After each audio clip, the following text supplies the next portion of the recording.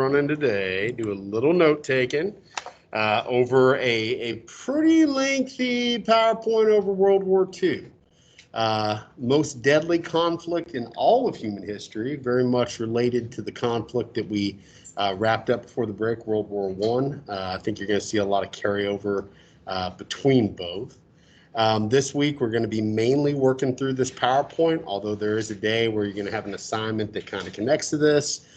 There also will be various video clips and whatnot interspersed.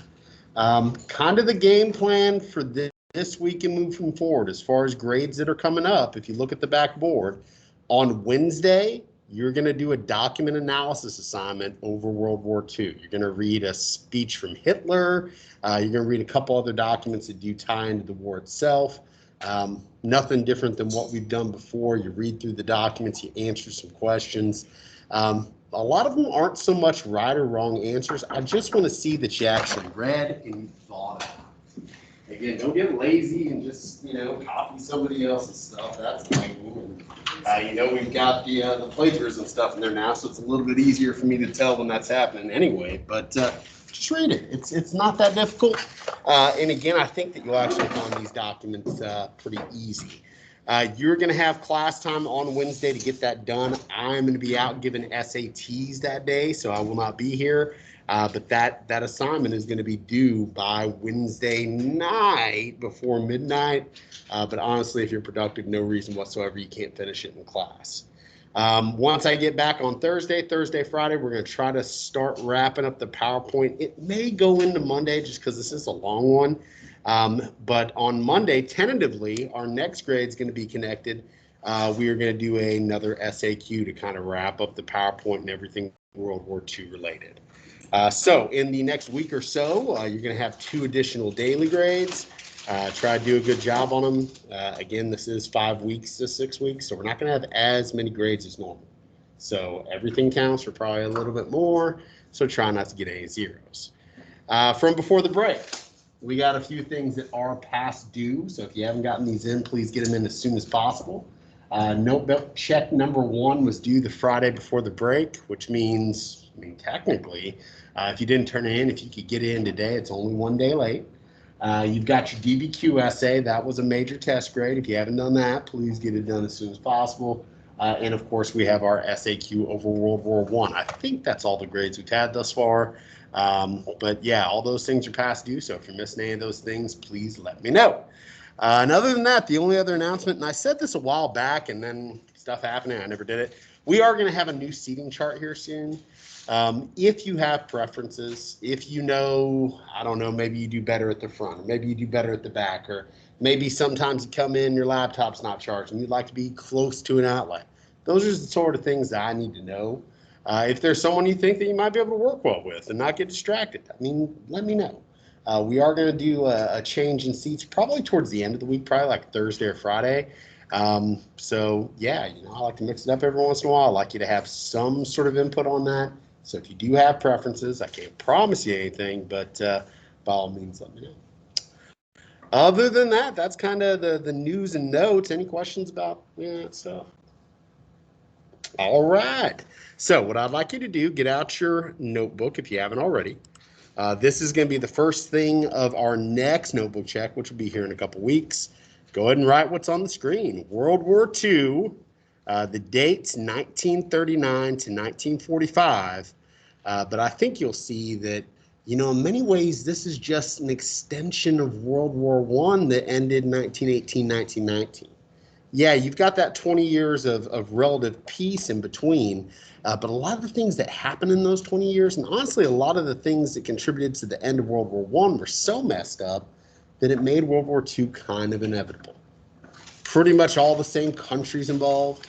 A lot of the same people involved, right? A lot of the people that fought as soldiers in World War I find themselves in leadership positions in World War II. So a lot of that old bad blood and animosity, it hadn't necessarily gone away in 20 years.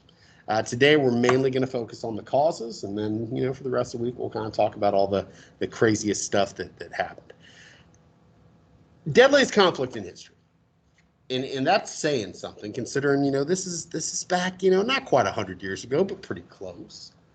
Certainly, we have more technology now. We can kill people more rapidly than we did back then, but there's never been anything quite like this ever since.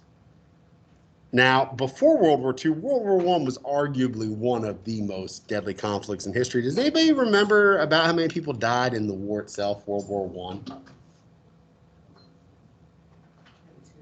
Yeah, roughly. I mean, it's hard to say, but you're looking probably about 20 million. 20 million people died in the war, and then if you factor in stuff like the 1918 influenza pandemic, you know, you've got potentially tens and tens of millions more. Anybody want to guess how many people died in World War II? Yeah, probably on the low end. I mean, and it's weird, and it's hard to say this, and we've talked about this before. The further back you go, getting casualty rates and getting death rates is extremely difficult. I mean, especially in a conflict like this that was truly a global war, we're relying on records from a plethora of countries, some of which are not reporting accurately, some of which are purposely trying to hide some of the death and destruction they caused. But conservative estimates, we're looking probably on the low end of 50 million people. On the high end, maybe 80 million people. I've seen some numbers even higher than that.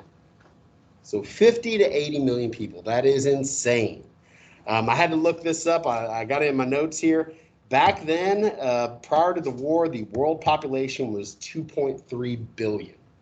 All right, so that comes out to like 3% or something of the population, worldwide population dead from this one conflict. Again, 6 years. 6 years, and more people died in this war than had ever died before or had died since in a single, you know, kind of war. We talked about technology. All right, that's obviously a reason so many people die, and the technology is way better in World War II than it was in World War I.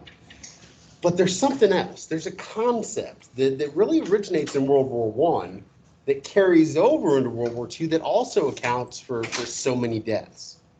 Anybody know what it is? Think about what countries were doing. Think about what they thought they had to do to win the war.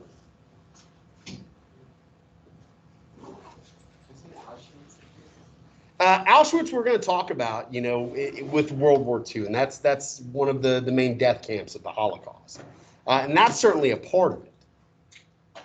But think about that overarching concept. What was it called, where countries really go all in on the war? They devote all the resources and all the manpower and everything to ultimately winning the war effort. Did anybody get what that is? Does anybody remember what that was?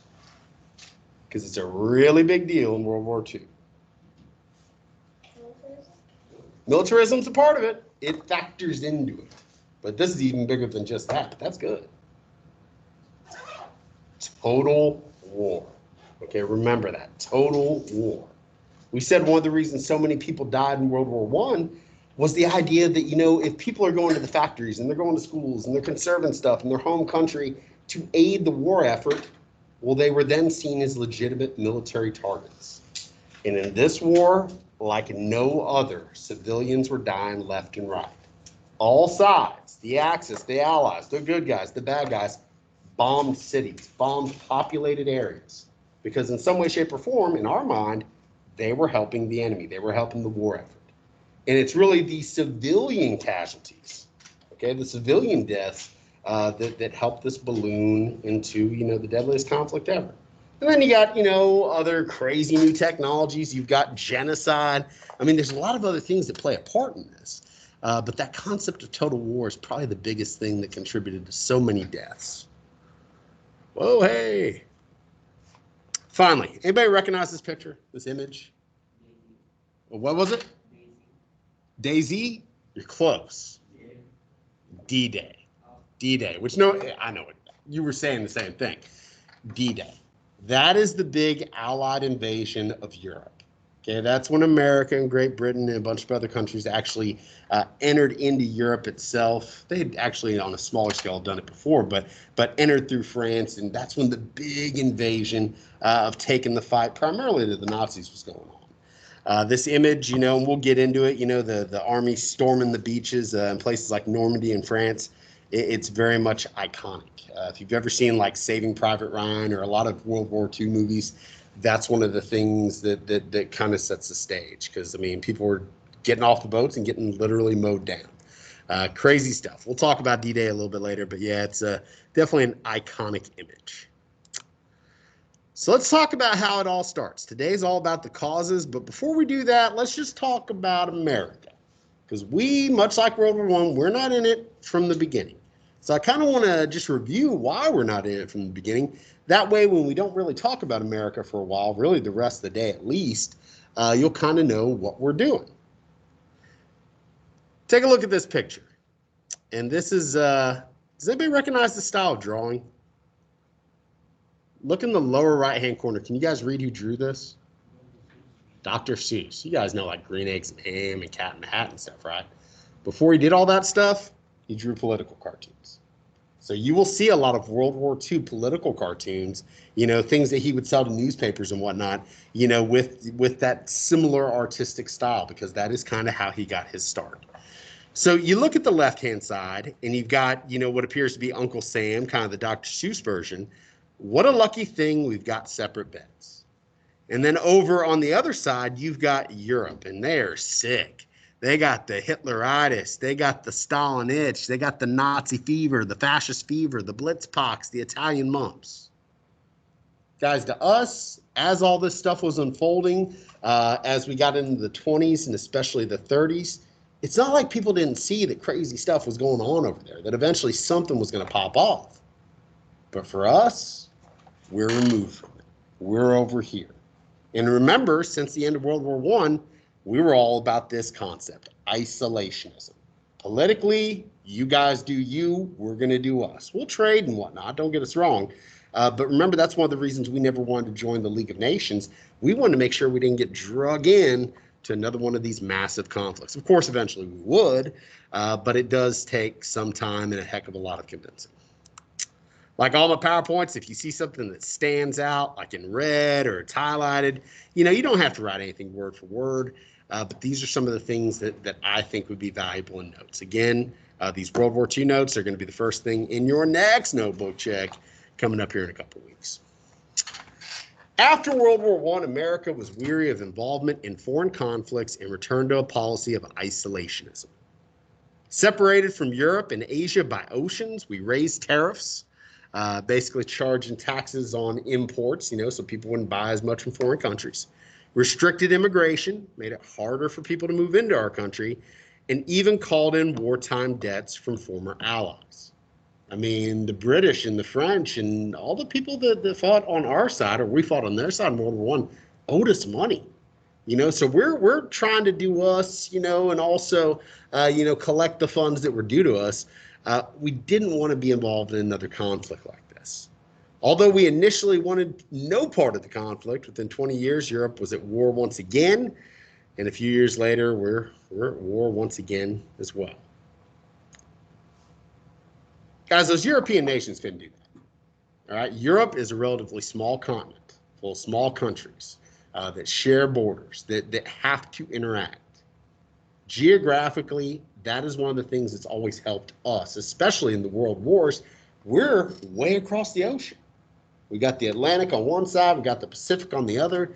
It's not that we've never been attacked, but it's very difficult, especially back then, to attack the American mainland just because of the distance. Our geography made it a lot easier for us to isolate ourselves, and that's what a lot of people wanted to do. We got drug into World War I. A lot of people didn't understand why we were involved because it didn't really originally have anything to do with us. So after it ended, it was just natural that people wanted to make sure that this did not happen again. So what are we doing in the early days? Well, we're trying to isolate ourselves as much as we can. So we're doing all those things. But, you know, in Europe and elsewhere, man, that stuff is just, it's getting bad. Between 1919 and 1939, that 20-year period, there's all sorts of stuff that transpires that makes war more or less inevitable. Probably the first thing has to do with how World War I ended. Do you guys remember what officially ended World War I? The Treaty of Versailles. Boom! That is our first big cause of World War I. And again, you need to know the causes. The Treaty of Versailles, how World War I ended, kind of directly led to World War II 20 years later. As you recall, Treaty of Versailles, Germany had to accept all the blame. They lost a bunch of their land. They weren't allowed to build up their military, and they had to pay $33 billion in war reparations to the Allies. This created problems for Germany's economy for years. Unemployment and inflation ran rampant. Many blame the new democratic Weimar Republic in Germany for accepting the Treaty of Versailles and the poor economic conditions that resulted from it. Again, at the end of World War I, a new kind of transitional government was put in place. No longer the Kaiser and the people that waged war in World War I. It's new leadership. Now, the German people, they had been led to believe they were the strongest army on earth. How in the world could we be defeated? They didn't understand it. And they sure as heck didn't appreciate that their new government went in and accepted this deal. Now, frankly, they didn't have much of a choice, but, as far as public perception is concerned, a lot of people blame the new government. They did not trust the new government. They were ashamed, frankly.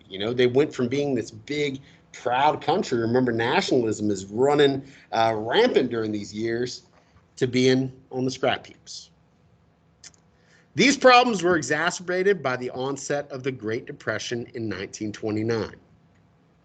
Many Germans wished for a strong leader who could return Germany to its former glory. So things are bad after the war. Starts to get a little bit better, after, a few years, people are getting back to work. Then 1929, the Great Depression hits. Well, now all of a sudden, the economy's even worse. Now all of a sudden, Germany's having problems, making those reparations payments. They're not able to take out loans from places like the United States to help with that. Things are really bad in Germany for a very long time. One of the things that you read about before the break was hyperinflation. The idea that the new German government, to pay some of their debts, they just started printing more money. But when you have more money in circulation, it means money is less valuable.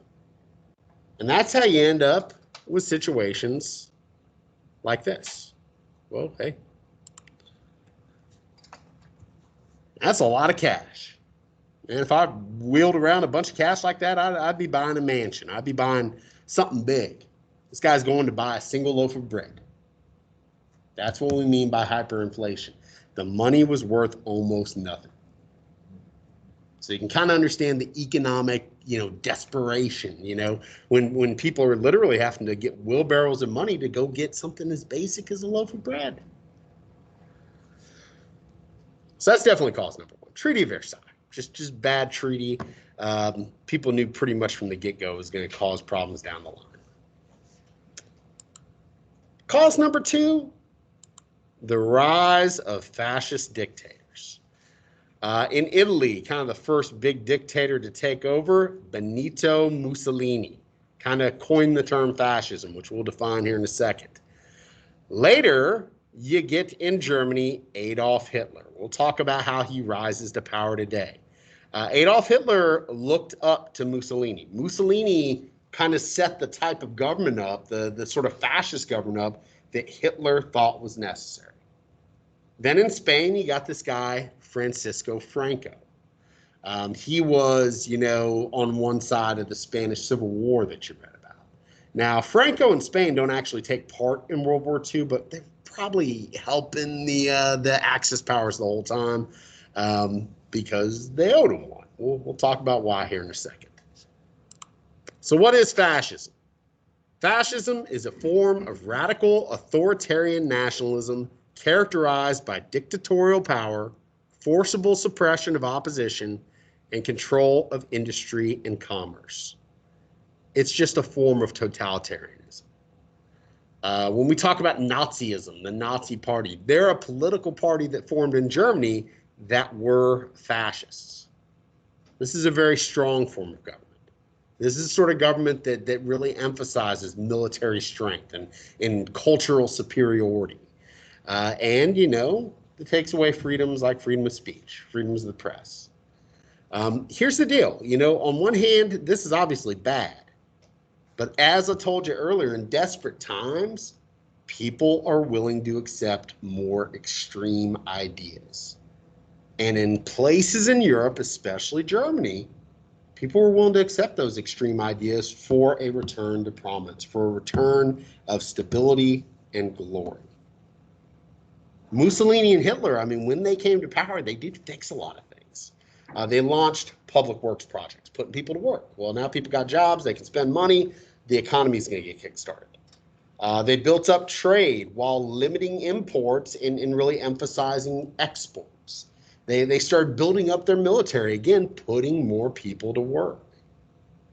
So in the early days, even though fascism obviously sounds pretty terrible, they were making positive changes pretty quickly.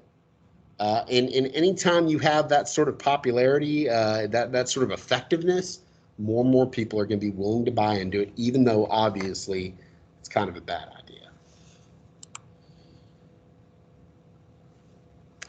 The fact that fascism as an ideology was getting more and more prevalent made an eventual war inevitable. These dictators glorified war, laid the plans for building up their military and expanding their power. To support each other's interests and ambitions, the alliance of the Axis power formed. Mainly Germany, Italy, and Japan. We'll kind of talk about Japan here in a second, in 1937. When we say the Axis powers, that's the group that we fought against. Those are the three main countries. Now, Spain is buddies with them, mainly because these guys, Hitler and Mussolini, helped Franco win the Spanish Civil War. But they were more, think of it like the silent partner. They weren't really involved in the war itself, but they probably gave him some money and some assistance. But yeah, the Axis powers that form, out of this sort of military fascist tradition, we're mainly talking Germany and Italy and Japan. Those are the main groups that we fought against during the war. Although obviously it's a world war, there were a lot of other people involved too. Now, you guys read about the Spanish Civil War before the break. But essentially, this was, a war that was fought between democratic forces and forces that supported fascism. And the leader of the fascist forces was Francisco Franco. He couldn't defeat who he was fighting against on his own. So he called old Mussolini and he called Hitler. And they sent in their militaries to help him win. Now, they probably didn't do this out of the goodness of their heart. Okay. Yeah, this guy would help them later on. Yeah, this guy, believed similar things that they did. But to them, to Mussolini of Italy and Adolf Hitler of Germany, this was the dry run for World War II. Let's see how our militaries perform. Let's perform these aerial bombing raids, which you really hadn't seen before. You didn't really see that in World War I. Well, by World War II, it's happening a lot. This was kind of the dry run, the practice run to see how effective their techniques could be before, all-out invasion of World War II took place. That's why the Spanish Civil War is kind of important. Now, the interesting thing is Francisco Franco, he lives through the war. He will rule Spain until 1975. He's pretty good at staying in power and playing both sides against each other. But yeah, he likely did provide some help to the Axis during the war. I don't remember if this was in the book or not, but during the war, a very famous artist, Pablo Picasso, created this painting, Guernica. And Guernica was a place that the Nazis and the Italians and the Spanish fascists, they bombed. They killed something like 3,000 civilians. Which, again, you hadn't seen a whole lot of aerial bombing raids, especially on civilian targets up to this point, because in World War I, planes weren't really used like that. But now that they saw how effective it could be, like I said, you're going to see a lot of cities, a lot of civilians get just massacred due to that concept of total war. And then the painting here kind of represents that, even though it's very abstract.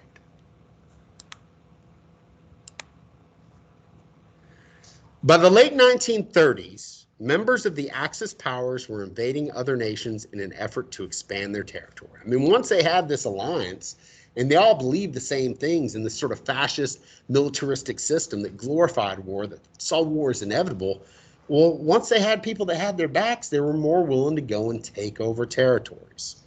The Japanese, they invaded China in Southeast Asia. China, as you may recall, we haven't gotten into it a whole lot, but during World War I, I mean, China's falling apart.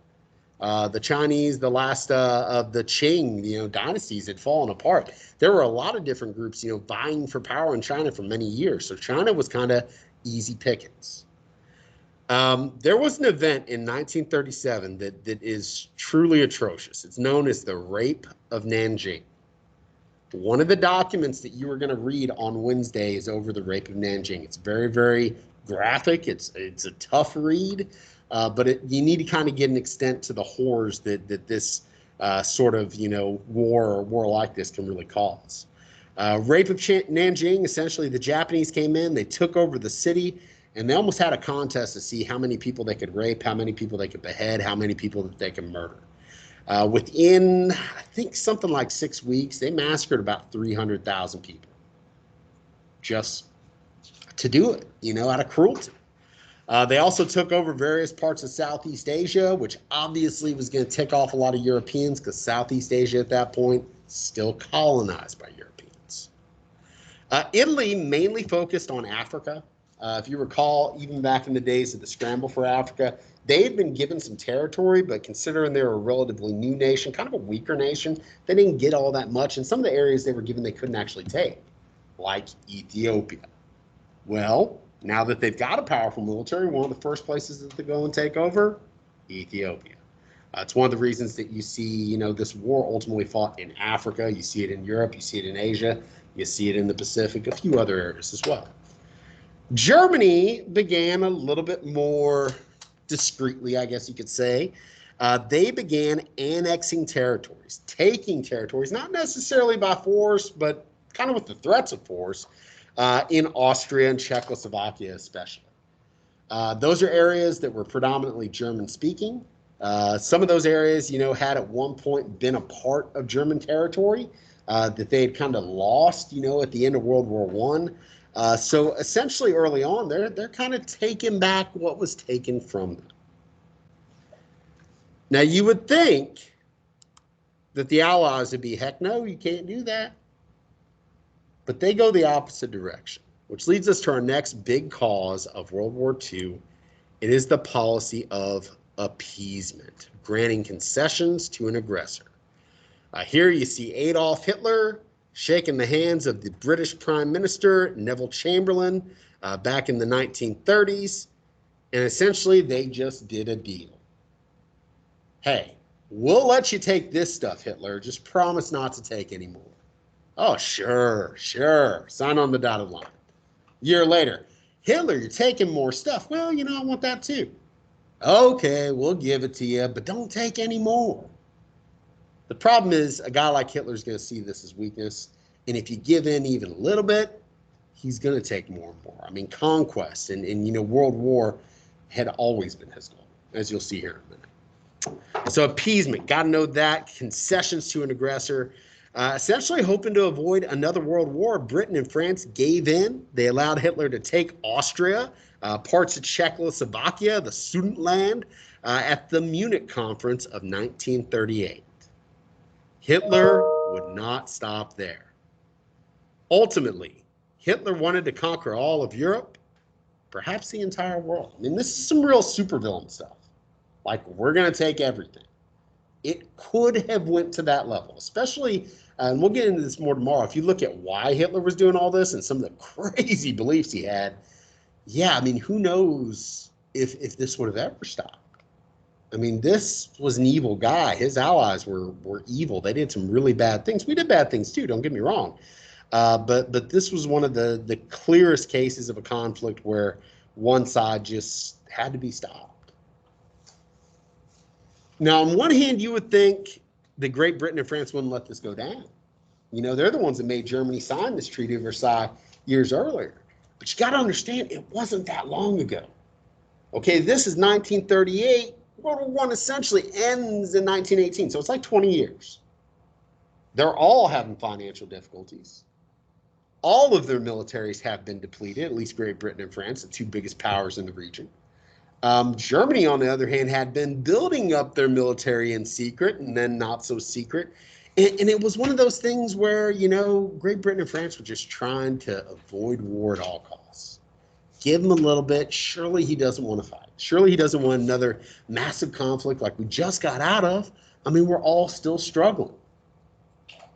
They didn't count on the fact that that's actually what Hitler wanted. And he was going to take and take until ultimately war was inevitable.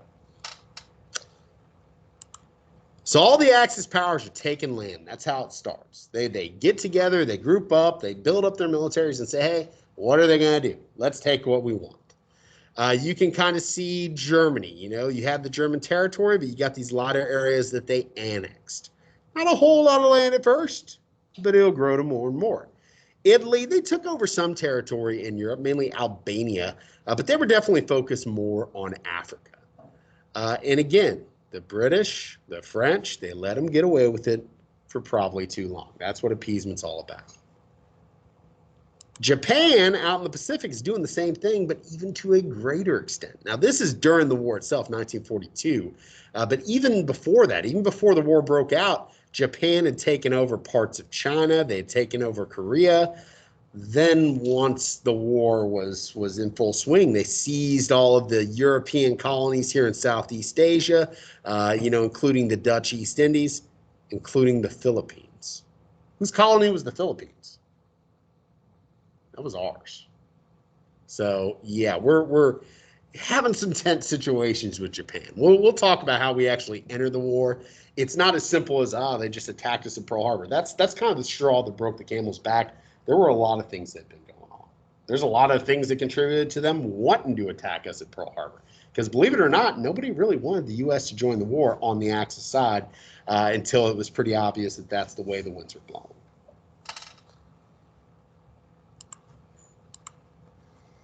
Next cause, the League of Nations.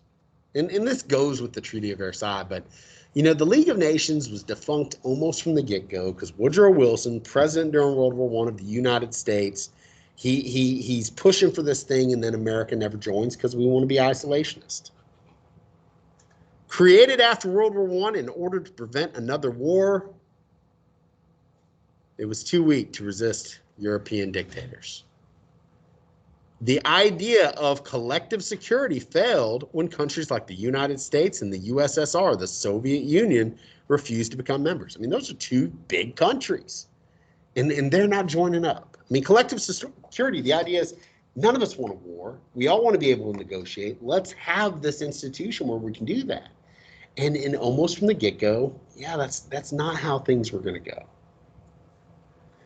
The League did nothing when the Axis powers started seizing territory. I mean, they were there exclusively to prevent another war, and then as the Axis powers were taking over all that land, the League didn't really do anything about it. Yes, sir. Yeah, go ahead. In fact, there's a pretty famous, man, I'd have to look up the video clip, but, when Japan started taking over places in China, and taking over Korea, and I believe the rape of Nanjing, this horrible event had already taken place. The League calls Japan and says, hey, you gotta come and you gotta talk this out. And the Japanese, they show up, they say, yeah, we did it, we're gonna keep doing it, what are you gonna do about it? And they just walk out. And the League does nothing about it, and especially when that happened, it's very clear the League of Nations can't really do anything. They didn't have any real power. There were too many different countries involved, too many negotiations that would have to be had before they could do anything. Japan saw that, and once the other Axis powers saw that, I mean, it was as if land was free for the taking. Everybody knew the League of Nations wasn't going to do anything, and that's ultimately why it failed. Final cause, though, and this is the thing that officially starts the war. 1939, Germany invaded Poland. So at this point in Europe, Germany's the primary aggressor. They had been taking territory. Remember, Poland was part of their territory before World War I, and it was very clear that Adolf Hitler wanted that land back. This is where the European, allies, France and Britain mainly, but you could even say the League of Nations, they were like, no. You can't take Poland. We promised to protect Poland. That was a big part of what we did after the war, establish these new nations, promise to protect these new nations. You cannot take Poland. Well, of course, Germany takes Poland. And with that, it was almost like he crossed that line in the sand. And if for no other reason than to save face, Great Britain and France had to do something about it. Hitler next demanded Poland. However, Great Britain and France refused to give in. So Hitler makes a secret evil deal with a guy that's just as evil, which we might get to talk about today. We'll probably open up with him tomorrow. Joseph Stalin, dictator of the Soviet Union, to keep the Soviets out of the war. This deal was called the German-Soviet Non-Aggression Pact. So you've got Germany, you got Poland, then you got the Soviet Union. The Soviets are communists, and Hitler hated communists. He hated Stalin. Okay, they did not like each other. Okay, Hitler and Stalin hated each other. But they were both very evil, greedy madmen. And Hitler saw, hey, if I invade Poland and then Great Britain and France attack me from the west, well, you guys may decide to attack me from the east. How about we don't do that? So their secret agreement was this. Hitler's going to invade Poland from the west. He's going to take half. Stalin's going to invade Poland from the east. He's going to take the other half. Basically, Hitler bought him off, and Stalin bought into it because, you know, if nothing else, he was trying to buy time and create a buffer between him and German-held territory. Like I said, when Hitler invaded Poland, claiming the western half, the Soviet Union got control of the east. This was the proverbial straw that broke the camel's back. Whoa, hey. Great Britain and France declared war on Germany. Germany's got its buddies, so soon after, Italy and Japan declared war on them. And once again, due to a domino effect of alliances, a world war would be waged. Hitler planned to enslave whole populations and to exterminate others. World War II became a struggle to the death for mastery of the world between the Allies and the Axis powers, becoming the most destructive war in history. So let's introduce these two guys, because they're going to be two of the biggest players in World War II. These two evil, totalitarian dictators, Joseph Stalin and Adolf Hitler. Joseph Stalin, we briefly introduced a while back. We talked about, you know, how after the death of Vladimir Lenin, you know, kind of the founder of the Soviet Union, Stalin takes over.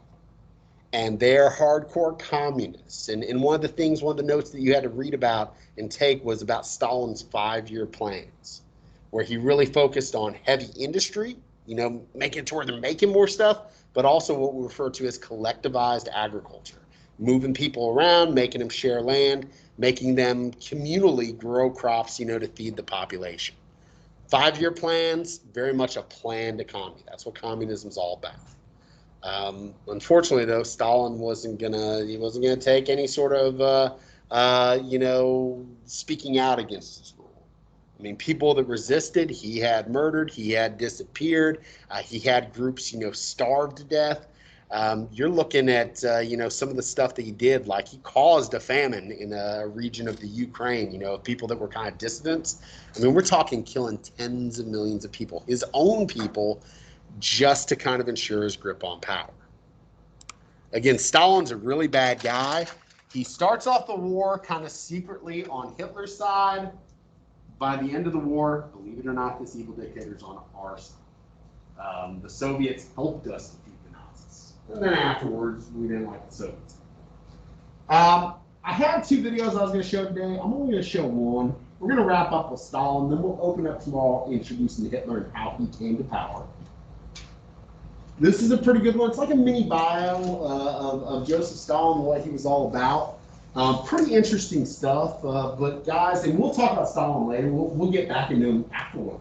He makes it through the war. You know, kind of with the starts of the Cold War. But this guy is every bit as bad. Hitler's the one that gets a lot of the notoriety. And justifiably so. He is a monster. He's one of the most evil people that have ever lived.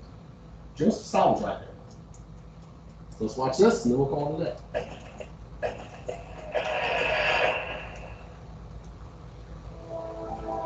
In terms of ruthlessness, bloodlust, Stalin remains one of the greatest villains of the 20th century. Yosef Jukashvili was born on December 18, 1879.